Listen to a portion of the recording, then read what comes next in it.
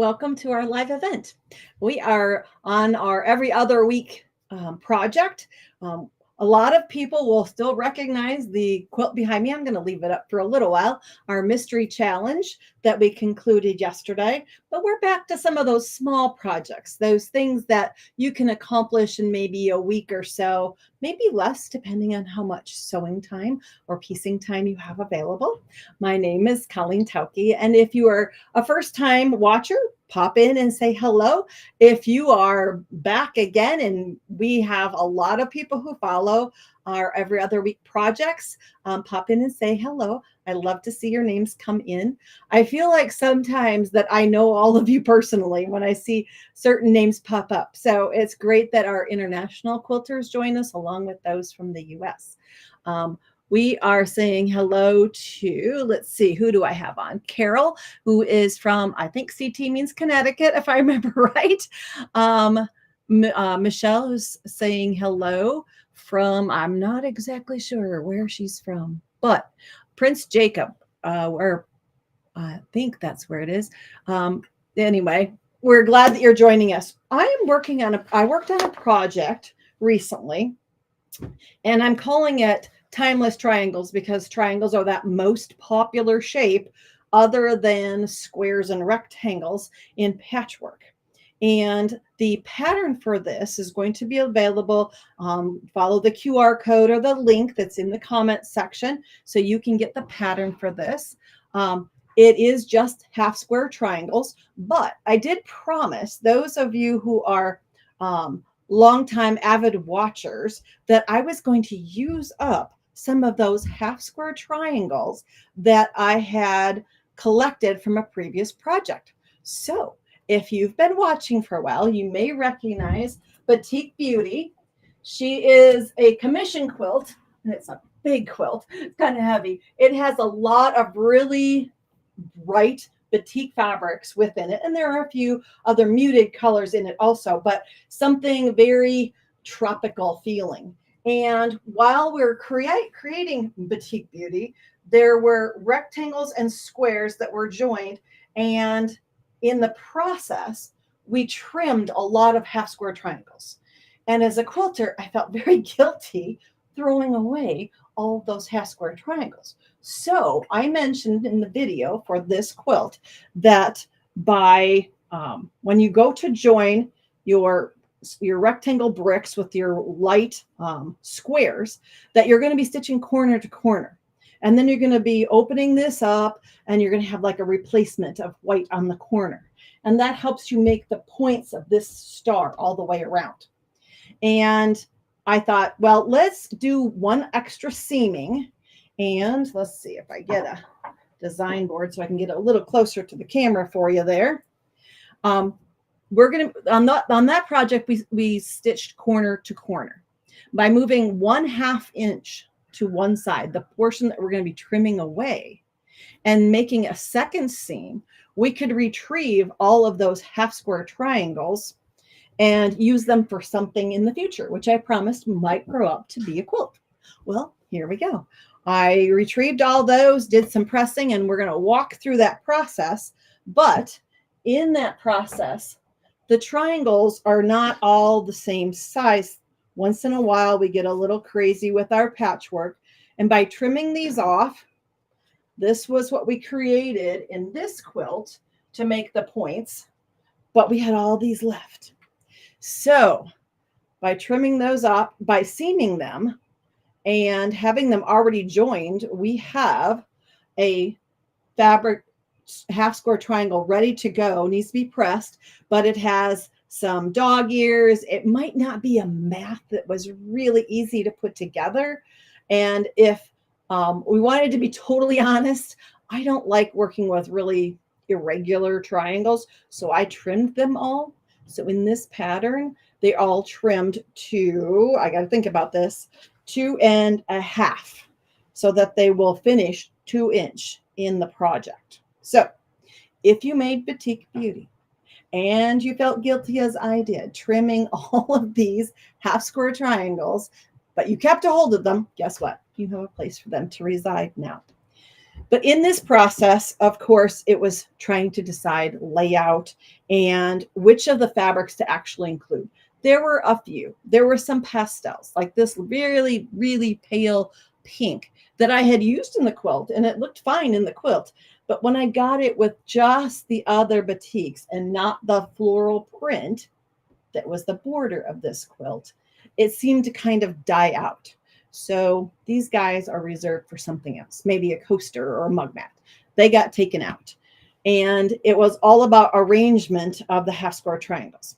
Now, if you haven't made Batik Beauty, but you still want to make the timeless triangle, we are going to, I do have the math available. So it's a pattern that can be used as a piggyback to this project, or it can be used as a standalone pattern.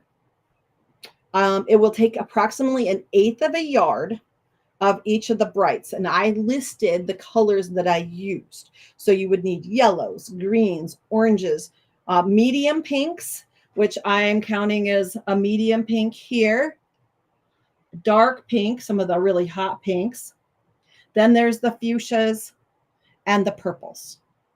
So all the blues kind of got on the turquoises, I guess. I listed them separately. Because I like the turquoise so well, I used more of that. So you're going to need 1/4 of a yard of the turquoise. If your color palette's different than mine, you feel free to substitute any color into there that you appreciate. It takes about 2/3 of a yard of white to do the half square triangles. Binding is listed separately. And for some reason, I see there's a typo. It says 1/9 of a yard of binding. That should be 1/8 of a yard of binding. It just takes a couple of strips to do the binding. So that should be an 8, not a 9. Somebody will have to go in and do a quick revision. I totally missed that. And then it takes about 5/8 of a yard of backing fabric. So I found this really fun melon slice or a citrus slice backing to use for this one. So if you're making this from scratch, you need to know kind of the math and how many of everything to cut properly. If you're using just leftovers from something, you can just have fun arranging the pieces. But because these are fairly dense in color, that's what causes that pop of color to happen in this project. By using those fun batiks, it's really clear if you've never used batiks before. Maybe some of you are new to quilting, have never used a batik fabric. Batiks are dyed a little bit differently than printed fabrics. The batik fabric really doesn't have a right or wrong side. The color is very intense on these, so that there's really not a right or a wrong side. The inks are applied and the dyes go all the way through the fabric.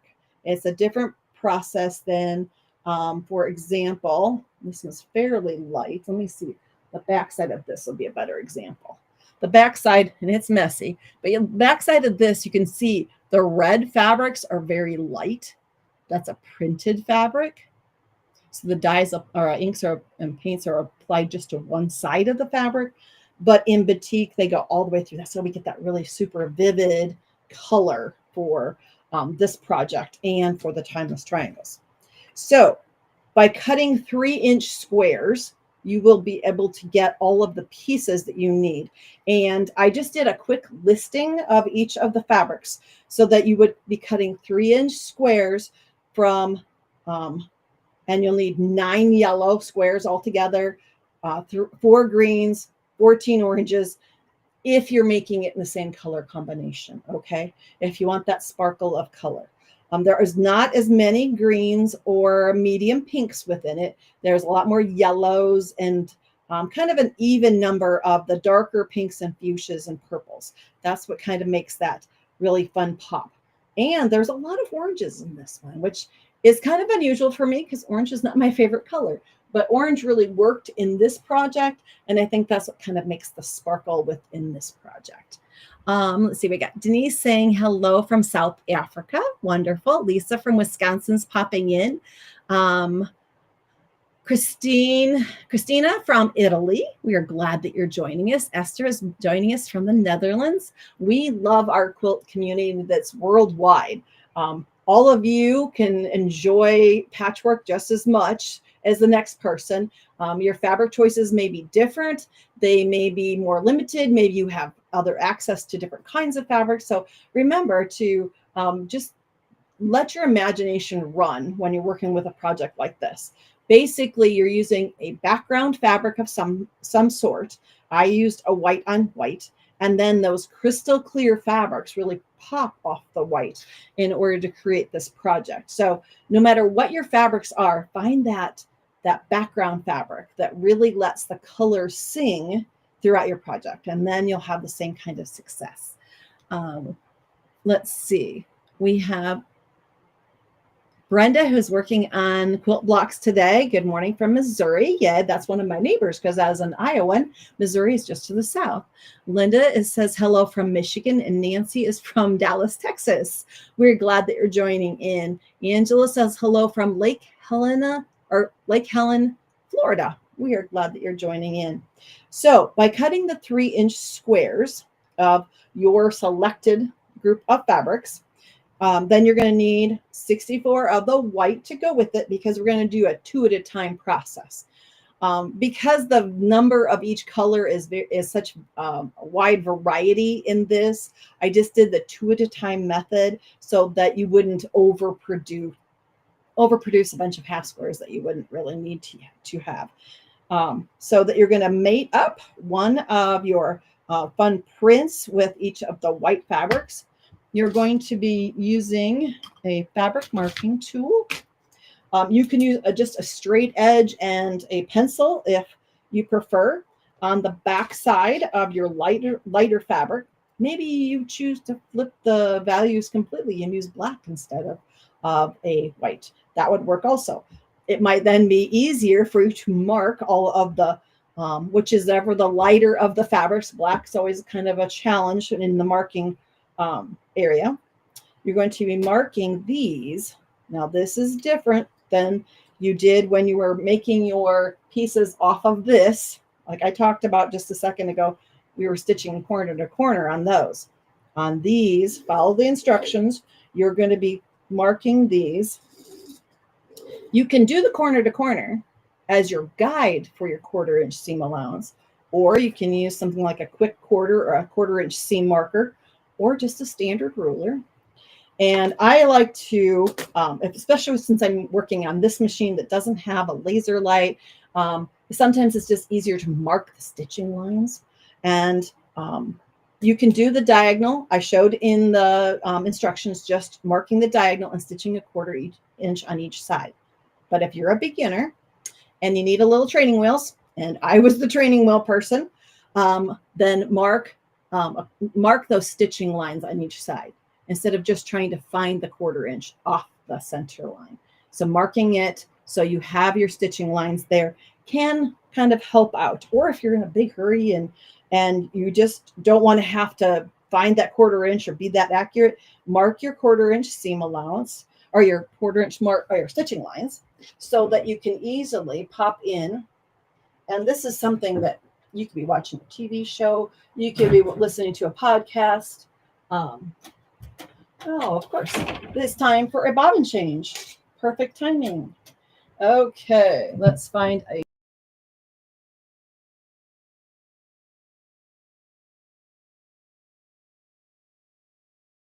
cream colored thread, something that just kind of blends into our project.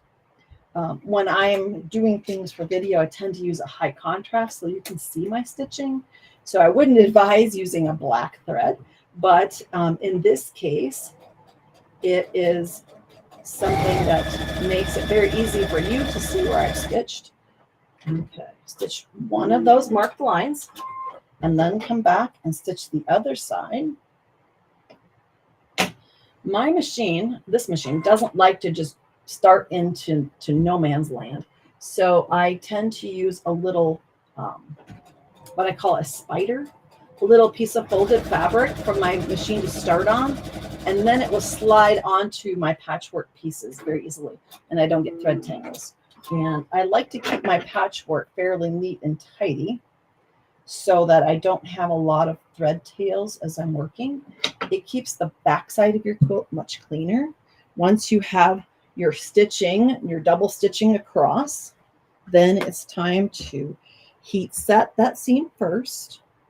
And if you were using your scraps from the other quilt, you probably already had heat set those. So maybe it's just time to go and open them all up to get to that half square. Now we can use our scissors, let's see, to cut down between the two stitching lines.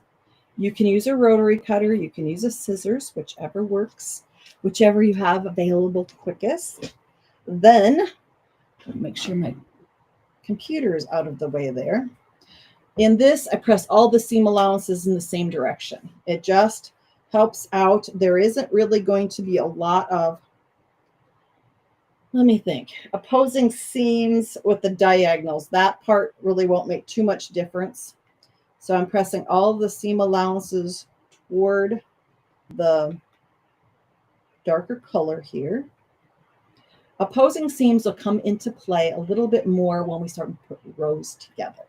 So once we get these pressed open, seam allowances to one side, we have two at a time. Just go down through your color grouping and make up all of the half squares that you need. There's 128. So that's why I said this is a project that's very easy. You can prepare everything, mark everything, and then just sit and stitch. So that you can work on a whole set of batch of half square triangles at one time. Kathy is popping in to say hello from Saskatchewan. Let's see. Louise says hello from Canada. Kathy says good morning from Minnesota, working on binding a quilt. I have one to quilt and bind that needs to be done this week. So I think I'm going to be binding some this week too. Linda says hello from Nashville, Tennessee. We are glad that you're joining in. Now, once you have these, you're going to need to trim. I always oversize my pieces just a tiny bit. And I know not everyone likes to trim, but when you figure out how nice everything goes together, once they're trimmed and they're all very, very uniform, you tend to kind of cross over to the I don't mind trimming club.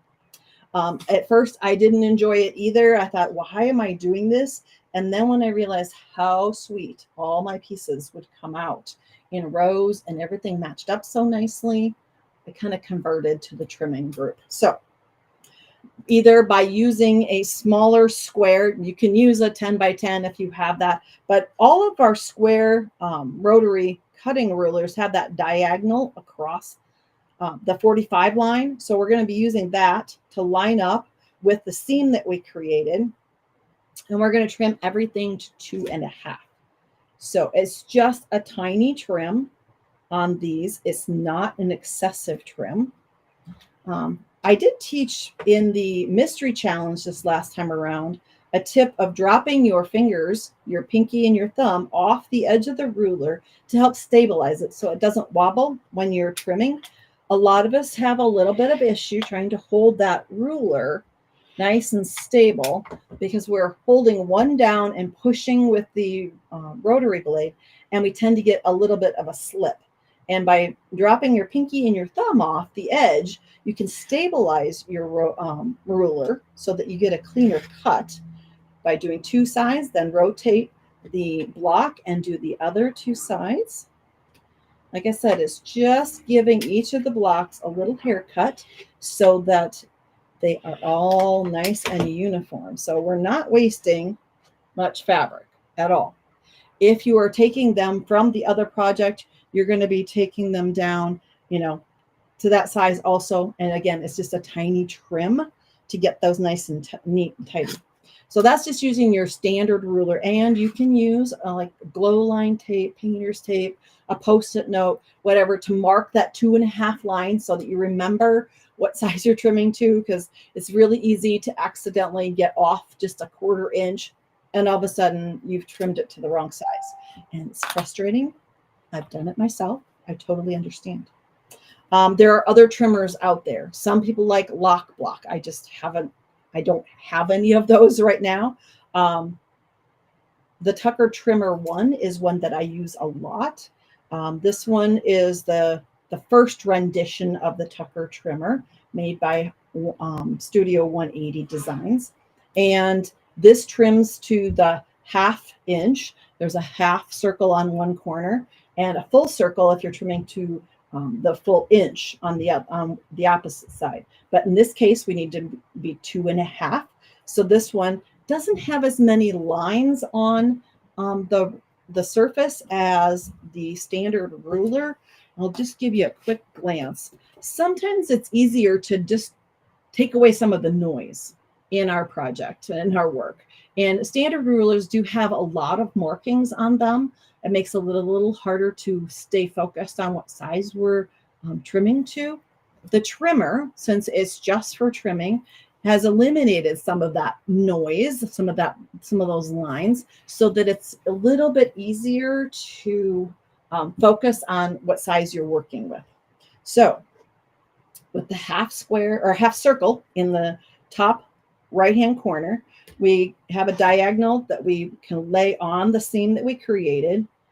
Find that 2.5 inch line, make sure it's on the patchwork, trim 2 sides. Again, it's just a little trim, not much. Rotate, not the tool, but just the block. Now that you've trimmed 2 sides, you can line that up with the 2.5 inch line. Double check that diagonal to make sure it stays in place. And then at the same time, you're also taking off your dog ears. So little bit of waste, not much, just a little bit of a trim. Just a little practice and patience, a virtue a lot of us have to work on, because I'm not the most patient person. But now you have your 2.5 inch half square triangles all ready to go for the layout of this. So as you're joining rows, how do I organize to figure out how to lay things out and where the colors all should go? Deborah says a folded corner clipper. That's another really good trim tool that's out there. I think that I'm not sure who that was made by. I don't know if it's if that one's a Creative Grids or if that's created by someone else. I don't know who designed that one, but it is a good tool. Let's see, the slotted trimmer. That's another one for square triangles. Everyone has thought up these really fabulous tools. I think everyone's brain is hardwired just a little bit differently. So some are trimming them while they're still folded. They lay it on, match up, I believe, with the seam, and then find the right slot and trim that way, and then open them up. You just have to be very careful when you're pressing that you're pressing and not ironing, because if it's already been trimmed and it's perfectly the right size this way, when you open it up, be very gentle so that you don't distort with the iron, because you can stretch this out and then it won't be square anymore. So if you have problems with pressing, maybe use one of the tools that has your half square triangle already opened up and trimmed that way. Okay, so everybody can use different tools. I am totally fine with that. I will not discriminate on the grounds of which tool you use, just whatever gives you the best results. Susan says hello from Kansas, and Wanda says hello from North Carolina. We are glad that you're here. Now, when I had my stack of half square triangles, and it was 128, so a lot of pieces, I was trying to figure out how to arrange them. So if you end up using different colors, here's a tip on trying to figure out how to space out the color within, because yellows and oranges are very bright and cheery. And what I did, this is how I did it on my kitchen table. I figured out that with the 128 pieces, I was going to be doing 8 pieces one way. I think it's 16 the other direction. Yes. I laid on the table and it was like I had puddles of color. So I have a puddle of half square triangles, all yellow, some are all orange. Here's the pinks. Here's the turquoises. What I did was I decided I had about enough to do 1 yellow per row. So I'm working in short columns this way. Okay. And so I laid down a yellow within each row and I scattered them across the project. Sometimes I had extra, so they got 2 in a row, but I wanted to have 1 yellow in each of the horizontal. I usually work or vertical rows. I tend to work horizontal rows across, but in this case, I did the opposite direction. So I laid a yellow in each one, and then I went back and I put a purple. I didn't have as many purples, so I had to scatter those a little further apart in order to get those spaced.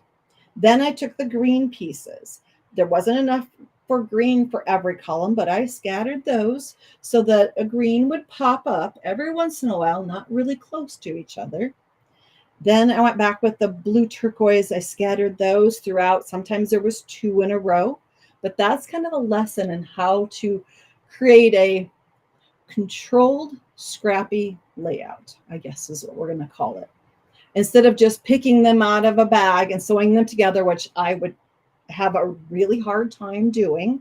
I wanted to control the placement a little so that the yellows and the oranges and those really dark purples, because those are the darkest color in here, got kind of scattered nicely across the project. So that's how I did it.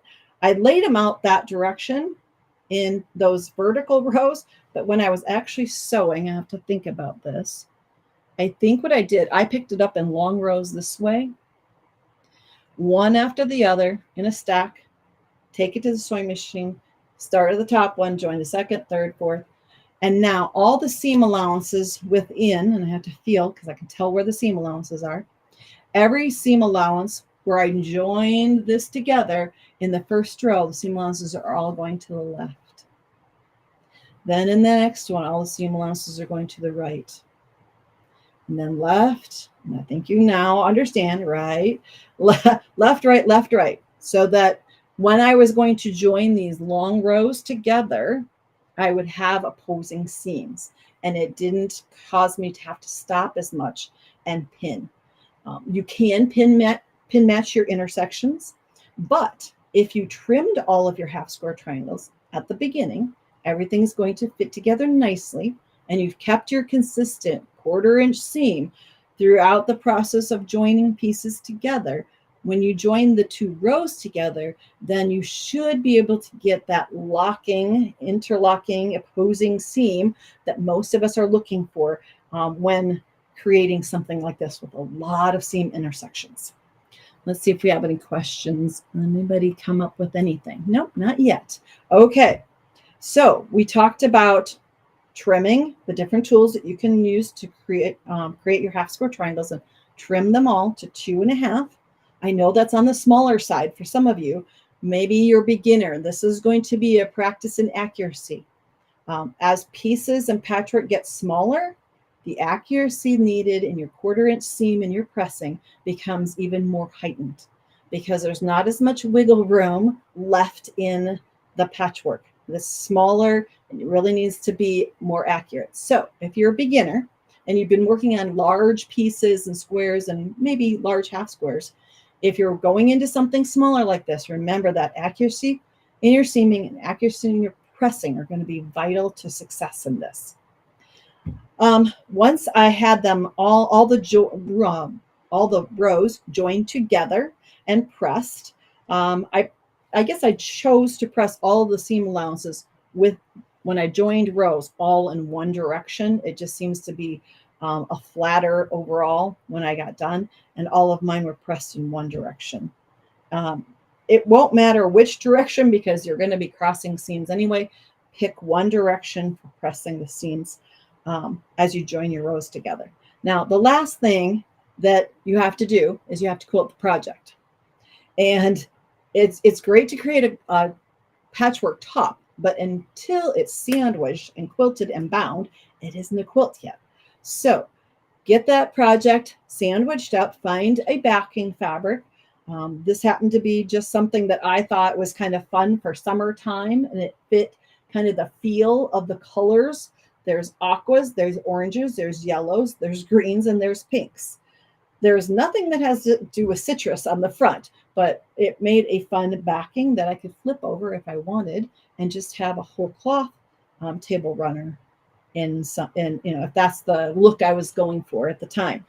Now, the quilting on this, and you can see by the cover of the pattern that it was done in kind of what I call lazy lines. And when I hold it up, I think you can see the shadows enough that I went lengthwise of the project. I considered using a white thread, but white seemed kind of stark against the purples and the aquas and the pinks. So I went to a bright yellow thread just for something fun, like a little bit of sunshine. And as I quilted this, and I started in the center, worked my way toward one edge, and then worked my way in the other direction. Because when you're doing things on your domestic machine, you should always start toward the center and work outward. I was using a walking foot. Actually, I was doing this on my machine upstairs, which has a dual feed foot, but make sure that you put a walking foot, even this short of a distance to machine quilt. Your fabrics will shift and you will get bunching in the process. So make sure that you always change to a walking foot to do the machine quilting across the project. Pat, this is a good project for the fusible grid. That would be. There is a product on the market that is a non-woven, looks like interfacing if you're from the garment sewing background, an interfacing that has a fusible bead on one side. It's printed with a grid that you lay your patchwork or squares onto and arrange everything on that, fuse it down, and then fold, because you're laying them edge to edge on that grid. And then the grid actually folds. And I believe, if I remember right, that grid can even has the 1/4 inch seam allowance for you to stitch on. And then you open it up and you have everything aligned. So there is a product out there. Don't remember who it's. I don't think it's Pellon, but I've seen it, and I've actually even used it before, but I don't remember the name of the producer of that product. But it has a pre-printed grid on it. You still have to prepare all of your squares or your half squares or whatever pieces you're using, but you fuse them onto the grid, and then you don't have to pick up one row at a time. Everything is fused in place, and you just do a simple fold of that product and seam. That is a good one. It would work great. So we were talking about the machine quilting. As I did my lazy line across the project, I felt like one line just seemed kind of lonely. So I did not use a double needle, because double needle will cause the bobbin to make kind of a zigzag on the back side of my project. I just went back as I came across once. I got to this end, and it's always good to go back the other direction so that you don't have an entire shift of the quilt top. So I drove back close, but not perfectly parallel along that line to the other side. Then I skipped over an increment. You can decide how far apart you want your machine quilting stitches to be. Up a section, and then made another lazy line, and then came back from the other side. Again, just eyeballing it about, I say, 1/8 of an inch or so. Sometimes they got really, really close, sometimes a little bit further away. They don't have to be perfect. The idea is that it's an original. It doesn't need to look like it was mass produced. So by working from the center out, doing those lazy lines, machine quilting, then come back to the center and work the other direction, the entire quilt top is then quilted and ready to go. Preparing the binding for the outer edge. Don't use white binding very often, but in this case, I didn't have enough of any of the fabrics within this to use a color. So I went ahead and used just the white as my binding. And I think that lets the colors even have a little bit more playful time in the center and doesn't draw your eye out to the binding area. But remember, when you go to apply your binding, all of your patchwork always has a 1/4 inch seam allowance on all 4 sides, which means that your binding needs to be applied with a 1/4 inch seam all the way around the outer edge. I apply mine to the front of the quilt and then roll to the back and do the hand stitching along the back to finish off my quilt. There are some of you who love to do the other process of machine binding. So you're applying your binding to the back, rolling it to the front, and doing a top stitch or a decorative stitch even to the top portion to make sure that binding is in place. So pick your preference on how you finish your binding, whether you hand finish to the back or if you're going to be doing a machine finish to the front. I am glad that you joined me today. Timeless triangles, have fun with leftover pieces. I have a couple of examples that haven't grown up to be projects yet. I guess they should be mug mats. These were half square triangles trimmed from previous projects years ago that I created. Here we have more of the matching than in timeless triangles. That's why I didn't go that direction with the layout of my triangles. I would have had enough maybe of the orange or the turquoise, but I wouldn't have had enough of the other colors to create star blocks similar to these. And you can see these are even smaller. I think these are trimmed to, let me double check. These are trimmed at an odd size, 1.75 inches. So they were trimmed down to. So they finish at 1.25 inches. So those are really irregular. Most of us don't trim things to 1.75 inches. But these were left over from a red and white project I made years ago. That's the fun with playing with leftover triangles. You never know. I love stars, evidently, because these blocks were made years apart, but are actually the same layout from a project I did when I was with a quilt magazine. So have fun with leftover half square triangles. Maybe they'll grow up to be a timeless triangle table runner for you. Thanks for joining me.